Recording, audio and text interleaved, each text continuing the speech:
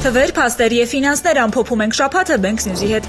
Հայաստանում ամեն օր ավտովթարների զոհեդառնում միջինը 1 մարդ վիրավորվում 16-ը։ Ըստ վիճակագրական տվյալների 2025-ի հունվար-մարտ ամիսներին արձանագրվել է 988 ճանապարհատրանսպորտային պատահար, որի հետևանքով գրանցվել են 60 զոհ եւ 1391 վիրավոր։ 7000 դրամ տուգանք այն առաքիչներին, ովքեր առաքում կատարելից հեծանիվը կամ մոպեդն առանց սաղավարտի կամ չկոչկված սաղավարտով կվարեն։ Նախորդ շաբաթ նոր օրենքի մասին է իրազեկել ներքին գործերի նախարարությունը։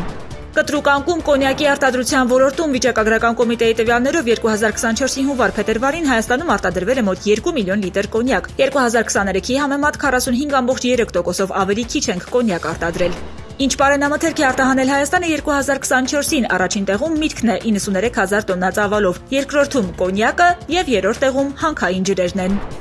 Իդեպ երկնիշ թվով նվազել է խաղողի արտահանումը 2024-ին 2023-ի համեմատ խաղողի արտահանման ծավալները կրճատվել են 22%-ով, կազմելով մոտ 12000 տոննա։ Փոխարենն աճ ունենք պանրի մասով 2023-ի համեմատ պանրի արտահանման ծավալներն աճել են 44%-ով, կազմելով մոտ 1919 տոննա։ Եվ վերջում, որ երկրներն են ամենից շատ հայկական ապրանք գնում Վալբերիսից, պարզվում է մեր ապրանքներն ամենաշատը հետաքրքրում են Ղրղստանի բնակիչներին, երկրորդ տեղում Ռուսաստանն է, երրորդում Ուզբեկստանը։ Առաջատար ղրղզների top 5 պահանջված հայկական ապրանքներն են՝ ինտերիերի պարագաներ, ոսկերչական իրեր, սնունդ, ներքնազգեստ, կահույք։